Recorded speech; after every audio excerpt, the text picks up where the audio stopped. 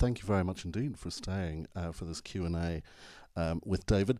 Um, David, we have here, I mean, purely by their presence at what is the finest private cinema in London, sycophant that I am, I'm going to say that we have an extremely sophisticated and erudite audience this evening who will ask, I'm sure, a lot of very sort of laser-directed questions. So I'm just going to ask the broader ones so far.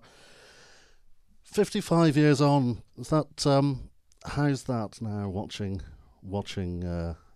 Yeah, I haven't seen it. Well, I did see it about 4 or 5 years ago when we had the 50th anniversary, and there were quite a few screenings, and there was one at the BFI, and they put it onto the big screen song, and but it's lovely seeing it like this rather than on telly.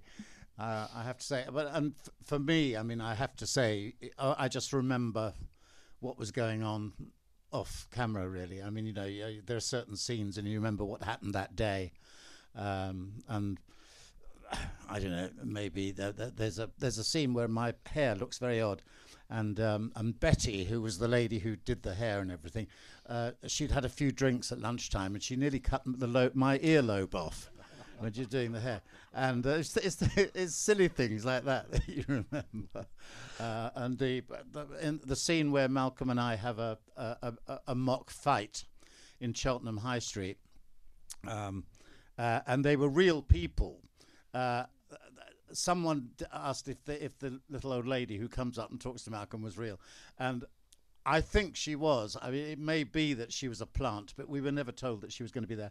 And there was a huge crowd of people the other side of the road watching, and there was this lovely moment where Malcolm was hitting me, and there's a very, very short flash where you see my thigh because my trousers split as I rolled over, and they didn't do another take. Well, they did another. They used camera tape to seal up my trousers, but when Malcolm was being particularly aggressive, there was a sudden screech of brakes, and a man got out of a lorry with a hammer and came up and said, "What are you doing to this poor man?" And I was sort of like, I pretended to be dead. And Malcolm, being Malcolm, just said, "Oh, well, he was annoying me, you know." And an assistant director rushed over and said, and this poor man, great applause from the other side of the road, and he shamefacedly got back into the. But it's things like that one remembers. You were perhaps slightly further on in your career than some of your compadres at the time, because you took a slightly less traditional route in. So, do you want to tell us a bit about? Well, firstly, where you were in your career at the time that this came about, and how it came about. There is, as David said beforehand, he has written this wonderful book, Filming If, which there are copies on sale outside afterwards, which he'll be delighted to sign for you. In it is reproduced your contract for the film, which is of an agreement, if there are any actors in here today, that none of the agreements that Equity have in place now, they wouldn't recognise. The fee that's stated in it for the film is roughly equivalent to a year's tutoring at the college, isn't it? Yeah, £80 a week we got, which seemed an awful lot of money. I mean, I was in Rep. I was at Worcester Swan Theatre in Rep, and I think I was on 14 or maybe even £18 a week. So 80, and as a result of the film, I bought my first car. Which was a Triumph Herald Estate. I was very proud of that, and then I carried on. I mean, I carried on in theatre. Malcolm refused to accept any job except a major film, and he had a flat in the North End Road, and he was literally starving in this flat. He had no money at all. I used to go and visit and take him a sandwich sometimes. But of course, it paid off for him because he got figures on a landscape, Joseph Losey, and then when If was shown more, Kubrick saw it and asked to see him for Clockwork Orange, and then everything took off for him. But that didn't interest me, that side of it. Really. I just wanted to work, and I'd also started writing by then, and my children's theatre career, which has been my main one really for the last 50 years or more, I'd started writing children's plays by then, so everything else sort of took off. But Malcolm and I were the two oldest boys on the film. We were both 24. Richard, the lovely Richard with the smile, and we miss him. He died 20 years ago. As did Christine, the girl. She died about 15, 20 years ago. And so many of them have gone. Roundtree, who I later did a musical review with, who was a lovely man, Robert Swan, he died young. But no, I'd been to Oxford University and had a wonderful time doing nothing but acting. I didn't do any work at all. I managed to scrape through with a third, but I knew from a very young age that I wanted to be on the stage. And at Oxford, I was incredibly lucky because I did things which took me to London. I was in the West End as a student and Edinburgh festivals and all that sort of thing. And then I got this job directing and acting in a new company in Worcester. And I was, 22, 23 or something. And then suddenly, I had this theory that the phone wouldn't necessarily ring automatically in this business. And so I had a rule whereby I wrote 5 letters every day, 7 days a week. And in those days, of course, no computer or anything. It was a handwritten letter, and there was a Roneoed sort of CV and a little photo. And I sent it off to everybody I could think of, and there was Contacts, the book in those days where you had the casting directors and people who directed radio play, everything. And I thought, well, 7/5's 35 letters a week, and I was in rep for quite a long time. And the idea was if one letter fell on fruitful ground, it would pay for itself. And one of my letters went to Miriam Brickman, who I'd never really heard of, but was a very famous film casting director. And the call came, would I come to meet Lindsay Anderson for this film? And so I was given the day off. We were rehearsing Little Malcolm and His Struggle Against the Eunuchs, which is a rather wonderful play. They ought to revive it, really. And I got the train from Worcester, and I arrived. There was a station called Trafalgar Square then. I mean, I think it's Charing Cross now, but I remember. So I came out of the entrance because the audition was at the Garrick Theatre on the set of Let Sleeping Wives Lie, which was a Brian Rix farce, and there was this big circular bed in the stage. It was weird. It was nothing to do with the film, obviously. And as I came up the steps, I tripped and I split my trousers. And this was why it was very odd that I should split my trousers actually in the film. So my first words to Lindsay Anderson when I met him was, I split my trousers. And whether that, I don't know whether that helped or not, but there were lots of people there.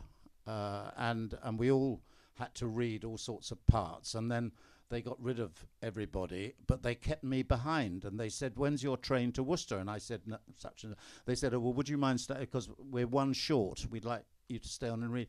And I was very, very innocent, I had no idea, but I stayed there all morning reading everything, and Lindsay came up to and spoke to me and asked me what I understood by the word epic, and I bluffed my way through that.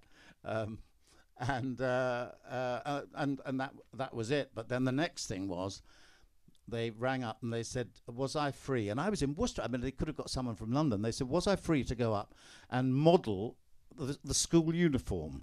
They wanted on a Sunday me to put the school uniform on. So I obviously I went up in Soho, and they put me in front of a camera. And Lindsay said, oh, this must be very boring for you. He said, look at the camera as though you hate it. And so I did, and he said, "Oh, look at the camera as though you like it." And that was my film test, but I had no idea what it was. And then I heard I'd got this part, so it was very exciting. And when you started, I'll just ask this before we open up to the floor. Lindsay's approach to the cast, as it were, was initially to segregate you, wasn't it? Really, to make sure that you were. Well, yes.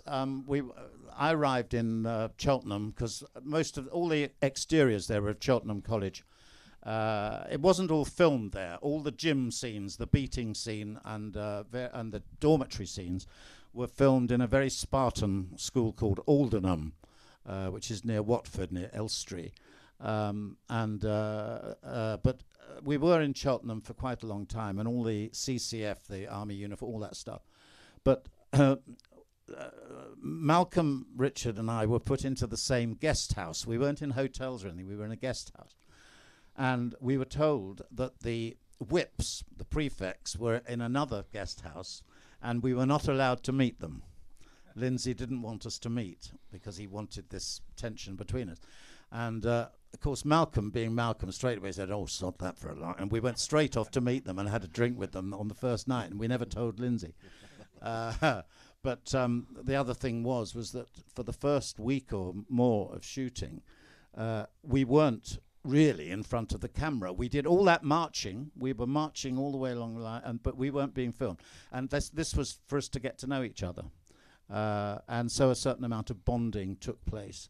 And we were encouraged to wear our uniforms. I was in the first 3 weeks, I was in a play still in Worcester. Look Back in Anger. I was playing the nice one in that, what's his name, Cliff. And so I had to go back after filming every night. And I used to go back wearing my uniform, and I'd sort of show off a bit. But it was mainly to get it all look a bit lived in. And also a certain amount of bonding, it must be said, on the back of the motorcycle as well. I mean, that's quite a... Well, yes, there was only a few moments yeah, where it wasn't you, wasn't it? Absolutely terrifying. They told us when we were doing it, and Malcolm had never driven a motorbike before. So he had a couple of lessons on a little pop, and then this bike arrived, which was a 700cc or something, a great monster. No crash helmet. We were on a public road. I had that scarf on, the Isadora Duncan scarf, which really worried the life out of me. And he kept encouraging us to go faster and faster. Well, it was all right. We got through, didn't we? I suppose. But the bike wasn't licensed, wasn't taxed or anything. No, that was quite frightening. We have about 15 minutes left, and I really am keen to hear what members of the audience have to ask, and I'm sure David is too. How have you a roving mic there for them? Okay. So, is there anybody who has anything they particularly that's burning within them? Yes, at the back. Hi, thanks to you both. This is my first time ever seeing the film. Sorry, this is probably quite a boring question, but David, what were your thoughts on the decision for the picture to move between colour and black and white between scenes? A lot of people, there were all these rumours that they'd run out of film stock because there was no money and all the rest of it. No, that wasn't true at all. Very near the beginning, we did the chapel scenes, and I'm sitting there in the chapel, not doing anything, and Malcolm's in front of me, and that was in the first week when we weren't sort of talking at all. But Lindsay said to us, you've all got to come to the rushes. He said, they're in the Odeon, Cheltenham. He said, you're all coming to the rushes. So at 11 o'clock at night, after the last show of the cinema, there we went, and he wouldn't allow us down with the big boys. We had to be up in the circle. And when they came to the rushes of the chapel scene, we actually saw them in colour and in black and white. They got both. And it was true that all the colour ones looked fake. They looked like a stage set. They didn't look like a real... And we were in a real old college chapel. And I heard Lindsay saying, "Oh, we'll go for the black and white in the interiors, simply because it looked more, I don't know, documentary or whatever." And from then on, from what I can gather, and I think he was being mischievous, quite honestly, because he thought that in 50 years' time people would be asking exactly the question you've asked. But I think if it looked better in black and white, he fancied doing it. Right, we'll do that. I mean, the cafe scene. Is in black and white, and I don't know a reason for it. I mean, we arrive in colour, and then as soon as we go inside, it's black and white. So I don't think there was a logical... It's certainly nothing to do with fantasy and reality or anything like that at all. It's to do with him making that decision. Does that make sense? Yes, right at the very back there.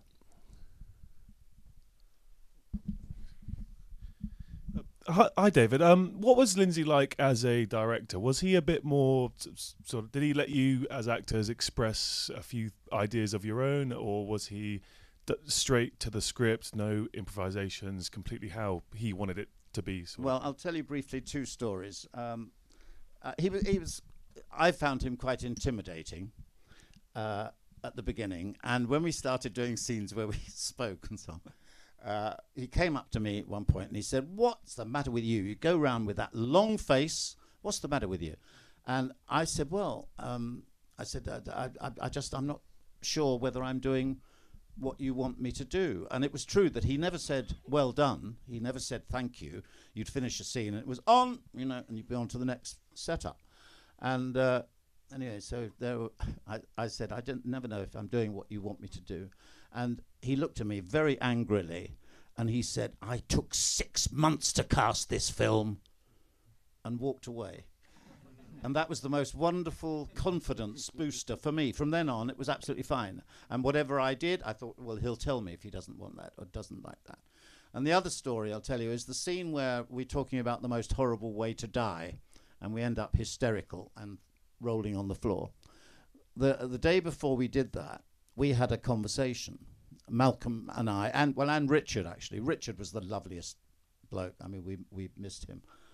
And we honestly didn't understand the scene at all. And we said, it's horrible. It's this thing about the horrible way to die, and we've got to laugh. What does he mean? And even Malcolm said, I don't know. So we went up to Lindsay and said, we don't get this at all.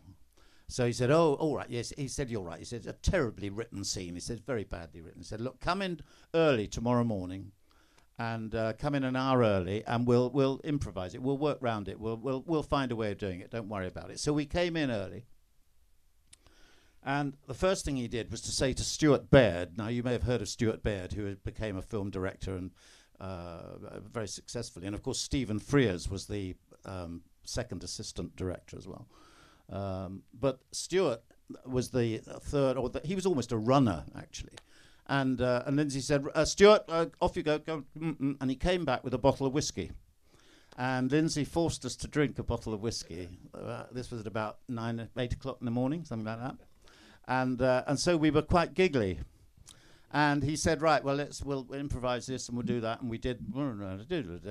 And then we shot the scene. And we started laughing too early, because we were pissed, and he got very cross, and he said, you're meant to be professionals. And we said, yeah, but you just... And we shot the scene, that was that. Well, it wasn't until I saw the film that I realised that we'd actually shot the scene word for word as it had been written. And he'd taken us all round the houses, improvising whatever, and we'd come back to what was there originally without realising it, which was really rather brilliant, I think. But so he knew what he wanted, put it that way. But no, he was extraordinary, really, and he had to move fast as well because there wasn't that much time. Have we any? Oh yes, just over that. Interestingly, I was saying to David before we came in this evening that my head of voice when I was training worked with Lindsay at the Royal Court, and she never told us we'd done well either. She was very much of we were given critique or we were told to move on to the next thing. Yes. Where are Hi. Can you, is it working? Yeah. Like the few people before me, I hadn't seen the film before, but I think almost like a sort of myth or a ghost. I'd heard so much about it. Other people telling me I've got to see it, so I'm so glad I got to see it today. I'm really glad you mentioned Stephen Frears because I wanted to ask you, do you remember his presence on the set? Or? Oh, yes, we hated him. No, his job was when there was a scene with a lot of boys. And there were a lot of extras, and mainly Cheltenham boys when we were at Cheltenham, and Aldenham boys. Aldenham was an interesting school because most of the boys there, they were the children of ambassadors and so on, and people who lived abroad. And a lot of them stayed at the school during the holidays, and we shot during the holidays using these boys. They had a wonderful time. And in fact, there was a revolution at Aldenham where all the boys did IF.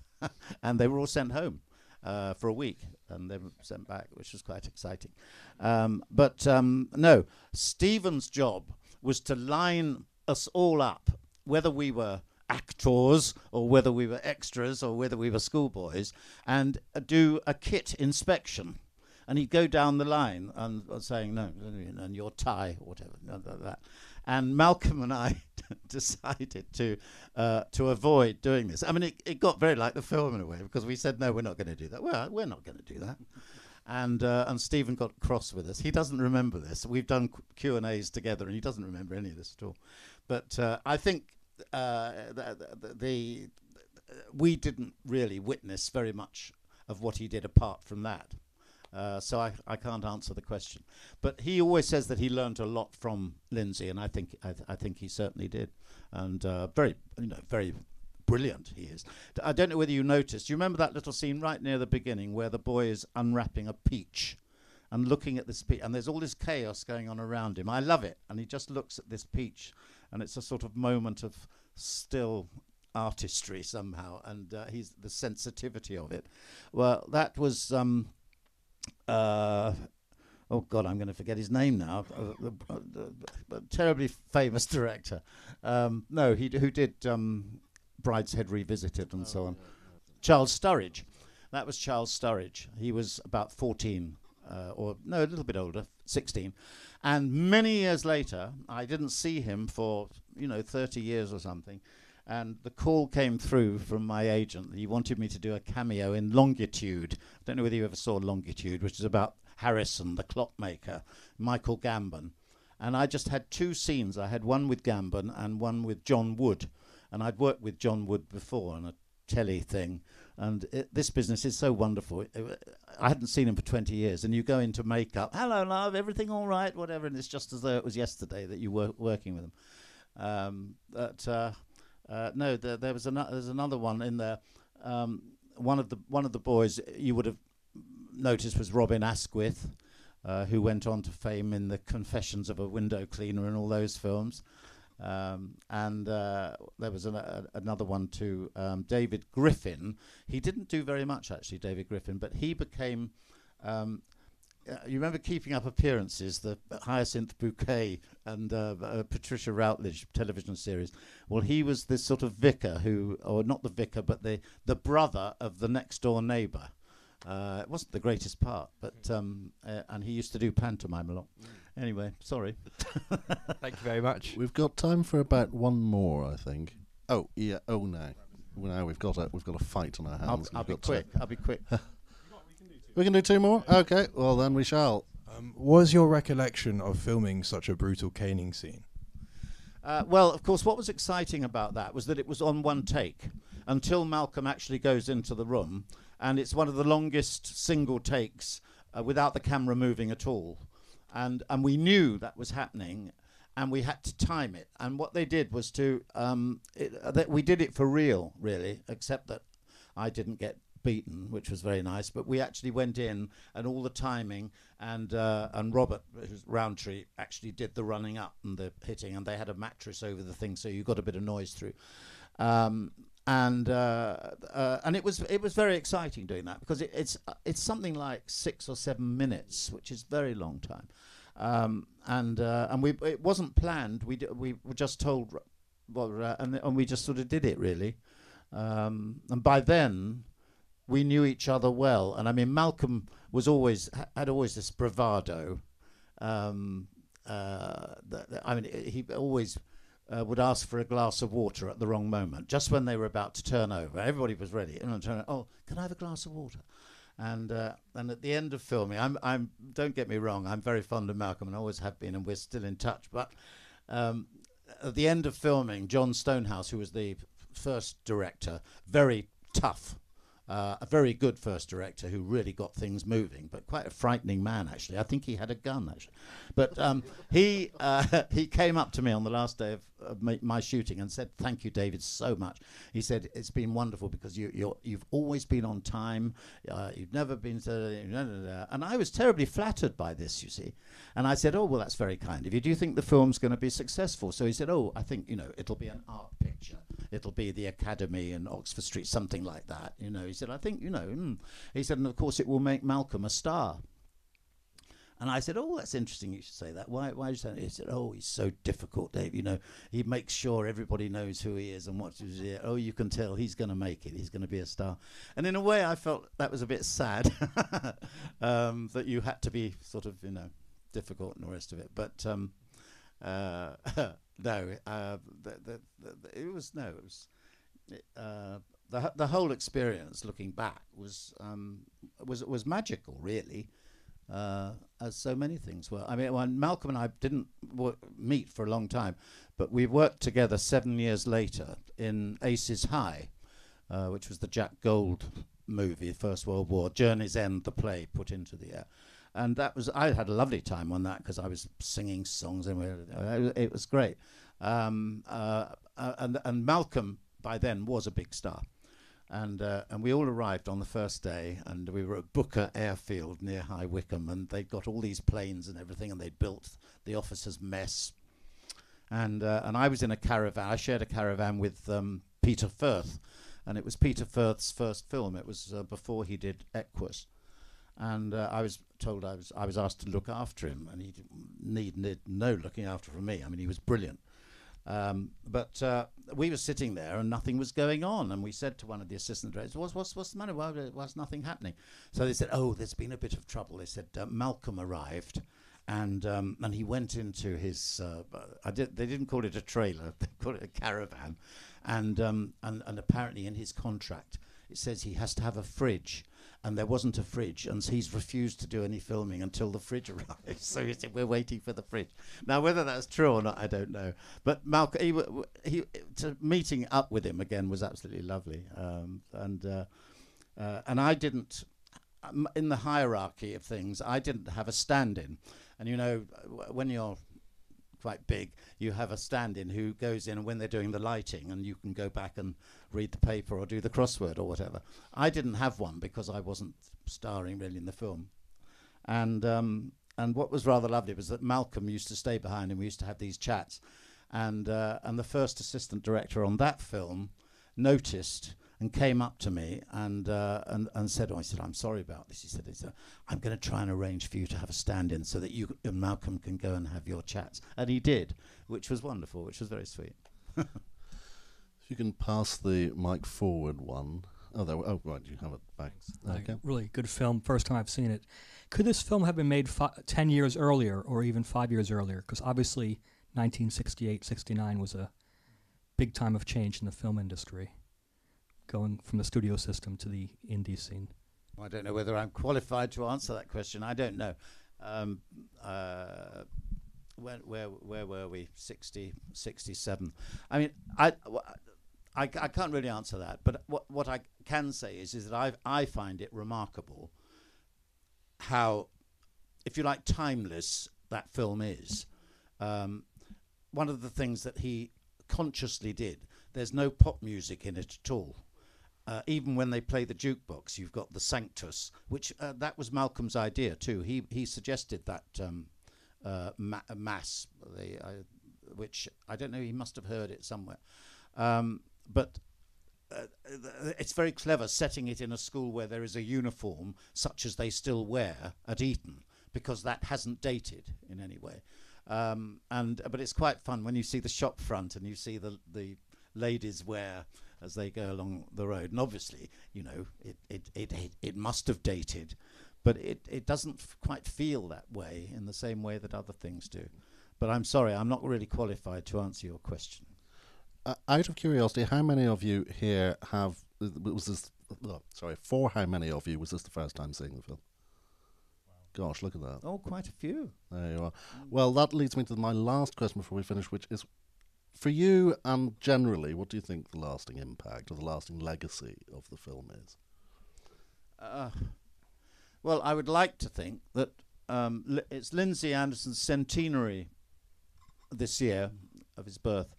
And next month I go up to Stirling for a screening of If, and Stirling University is where Lindsay's archive is, and they've got an exhibition on.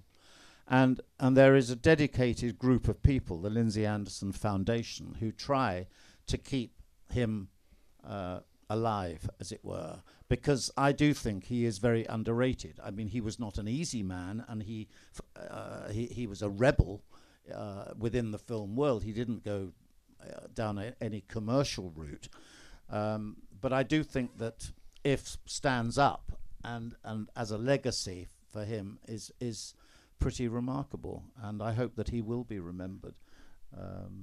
Because his output really was quite small. And of course he did a lot of theatre, he did a lot of very good theatre, but he couldn't get the money to do what he wanted, and he resisted any temptation to take the shilling and do something commercial. But that was what he was like, I suppose. For those of you that have seen this for the first time this evening, Mick Travis, Malcolm's character in this, is of course the subject of two further films, Oh Lucky Man and Britannia Hospital, which are slightly mind-bending experiences, but with tremendous casts, and form a very unlikely but very compelling trilogy. David's book is available to purchase outside, but on behalf of all of us, David, thank you very much indeed for coming, and thank you for your time. No, thank you. Thank you all for coming very much. Thank you.